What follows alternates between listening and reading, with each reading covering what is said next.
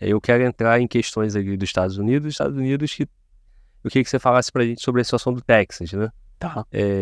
Como é que tá aquilo ali, o que pode se projetar, aquele início de conflito, né, as questões que estão envolvendo o Texas. Então, assim, muitas pessoas falando disso, mas, de novo, elas trouxeram esse tema com um viés muito ideológico. E aí, o viés ideológico, ele tem a sua narrativa. E a narrativa o Texas vai se separar. Sim. Porque o Texas Texas é o forte. durão, ele é o conservador de verdade, ele vai tomar as atitudes que precisam ser feitas. E não é bem assim, não, se separar. Os Estados Unidos não é a potência que é porque 13 países diferentes surgiram na América do Norte, 13 colônias iniciais. Ele é a potência que é porque ele é uma federação, ele é uma união de vários territórios que se juntaram e formaram um grande país. Sim. Os Estados Unidos dividido, ele não é forte. O Texas sozinho, ele não é ninguém. Então, assim, esse papo, eu não sei para onde as pessoas querem conduzir isso, achando que isso é legal, entendeu? Não é um raciocínio completo, não vai para lugar nenhum. Se a gente olhar para poder, se a gente olhar para sucesso, existe uma discussão migratória nos Estados Unidos, é um problema. O número de imigrantes cruzando a fronteira do México tem aumentado substancialmente no último ano, e os Estados Unidos não conseguem conter isso. E o Texas decidiu desobedecer as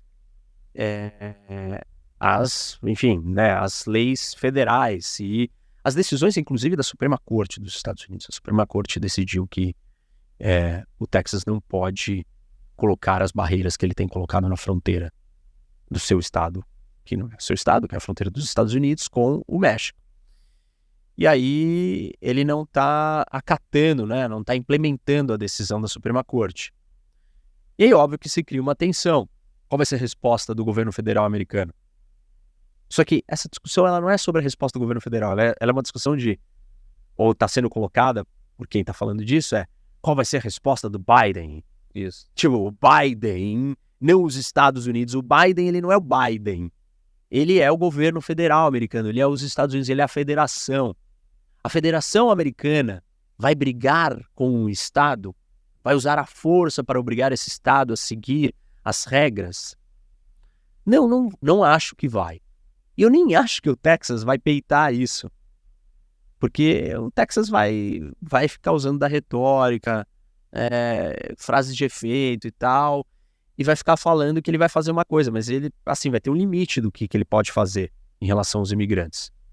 O Texas já tem feito, né? Ele pega os imigrantes e joga eles ou leva eles para os outros estados ou cidades dos democratas, dizendo que a política migratória é dos democratas, então vocês lidem com o problema. Sim. Existem diferenças de política sobre a discussão da imigração entre republicanos e democratas. Algumas das coisas que os republicanos implementaram fazem muito sentido e são mais efetivas. Outras não funcionaram. A construção do muro, ela não impediu que pessoas continuassem cruzando a fronteira. Aprisionar e expulsar todo mundo também não é factível. Você não vai conseguir dar conta disso. Você precisa ter uma proteção da fronteira muito maior do que tem hoje. E essa é uma proposta dos republicanos. E esse é um ponto extremamente vulnerável do Biden. Isso pode custar a eleição para ele. Dentro de várias outras coisas, mas esse é um dos pontos que pode atrapalhar ele na eleição. Hein? E aí, ou seja, né? Então você tem esse embate aí. Mas eu não acredito que vai acontecer nada grandioso nesse embate. Eu acho que ele é um embate eleitoreiro, porque é um momento de eleição, você tem que marcar seu ponto, e você marca o seu ponto inflamando a sua retórica, para chamar mais atenção. E aí todo mundo começa a olhar para a questão de migração com mais foco naquilo. E quanto mais foco tiver naquilo, pior vai ser para o Biden e melhor para os republicanos. Então essas ações do governador do Texas, elas são ações que ajudam o Trump e ajudam a eleição dos republicanos. E que já funcionou em 2016, né? Isso. Porque era um discurso muito forte do Foi Trump. um discurso que ele trouxe e que pegou as pessoas. Isso. O político, ele fica buscando coisas que vai mobilizar o maior número de pessoas do jeito mais simples e fácil, que vai mexer com as emoções dela. Então, ele capitaliza em certos problemas e ele chama atenção e reescreve a maneira de contar aquele problema. Então, um dos argumentos do Texas é que os Estados Unidos está sendo invadido do governador. E legalmente ele tem clamado isso como um argumento legal para justificar as suas ações. Tem uma cláusula na Constituição que diz que, se for invadido, os estados podem agir. Os estados, não o país, os estados mesmo. Então ele está usando esse argumento para justificar a necessidade dele agir independente da ação do governo federal ou do nível e da intensidade da ação do governo federal perto da intensidade do que ele quer fazer. E aí ele convocou a Guarda Nacional, que é uma guarda que existe nos estados. As guardas nacionais vêm dos estados e vêm da criação das milícias americanas, e assim que o exército americano foi criado. Eles herdaram isso dos ingleses e tal. Então cada estado tem a sua Guarda Nacional. E a Guarda Nacional, na verdade, ela serve o país. Ela é do estado, ela é criada, treinada e mantida em cada estado, mas ela é convocada pelo país. Pelo interesse da federal. nação, Então a federação convoca a Guarda Nacional e fala assim, vocês vão para o Iraque, vocês vão para o Afeganistão, ou vocês vão proteger algum lugar, ou vão ajudar alguma calamidade que está acontecendo no país. Ou vocês vão ficar no Texas. Isso. Enquanto elas estão no Texas, quem controla ela é o governador do estado. Óbvio que se o governador do estado pegar e usar a Guarda Nacional do seu estado para fazer alguma coisa que vai contra a federação, e o governo federal pode federalizar a Guarda Nacional, que seria uma intervenção jurídica e falar assim, vocês não são mais do estado, vocês são nacionais. Aí o governador vai ter que falar para as pessoas da Guarda Nacional do estado, e aí? Vocês vão desobedecer a ordem federal e querer lutar contra o país? Ou vocês vão obedecer a ordem do presidente? Entendeu? Sim. Um cenário muito exagerado. Tendo dito isso, eu também sempre repito que a situação da polarização e como os Estados Unidos têm caminhado, hoje não é impossível falar em guerra civil nos Estados Unidos. A probabilidade é bem baixa, mas ela era 0 antes. Isso. Antes do Trump chegar no poder, ela era 0. Mas aí esse hoje ela não é 0. nacionalista, isso aí vai ganhando força. Isso, esse elemento põe mais um temperinho. Ela não é 0, ela existe.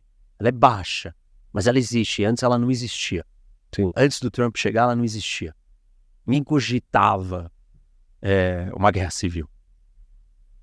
O Trump está disposto a usar as divisões para chegar no poder a qualquer custo. E populistas são assim. Então, eu acho que isso é ruim para os Estados Unidos, né? Ter sido cooptado também por um populista, por um discurso populista. Porque o populismo ele é exagerado, ele é estridente. Senão ele não é populista. Mas ele funciona, né? Funciona porque ele mexe com as emoções das pessoas, né? Tipo, difícil é a gente falar, senta aqui, vamos conversar 3 horas aqui, 4 horas. E vamos refletir. E vamos assim, tem esse ponto, mas também tem aquele. E aí, que decisão que você toma? Sim. Tipo, fácil eu falar um negócio estridente, uma coisa só. Ser comunista, ser fascista, entendeu? Essas generalizações, elas são... Agora, essa estratégia, né, de dividir, ela é usada por ambos os lados, né? O Trump no poder, ele também acusou que sofreu do mesmo golpe, né, de dividir, né? E aí vão tendo essas questões que você está chamando como o discurso populista, e vai clamando aquele sentimento nacional. Aí o Trump usa isso muito a favor dele.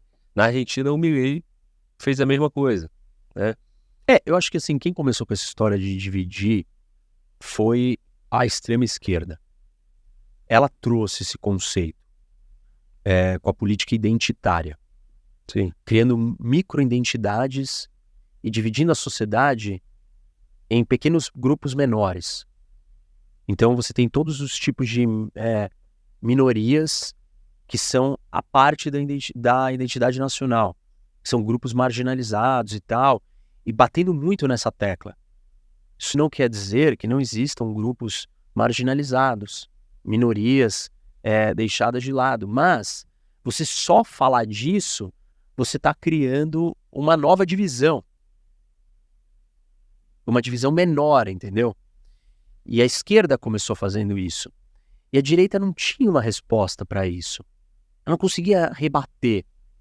Até que pessoas do lado da direita, que eu entendo que são mais ao extremo da direita, do mesmo jeito que esses da esquerda são mais ao extremo, começaram a adotar a mesma tática que a extrema esquerda adotava, que é criar a identidade menor às identidades da direita. E aí, então, agora a gente tem um choque de ondas de identidade dos dois lados. E aí é muita divisão, porque se é muita identidade, que espaço que sobra para a identidade da nação? Que espaço que sobra para a gente falar que nós somos brasileiros? Nenhum. Sobra você de qual categoria, de qual classe, de qual grupo, de qual minoria, de qual raça, de qual ideologia. E aí acabou a nação. Acabou o país, acabou o sentimento nacional do todo. Então, essa dinâmica, ela é a dinâmica atual.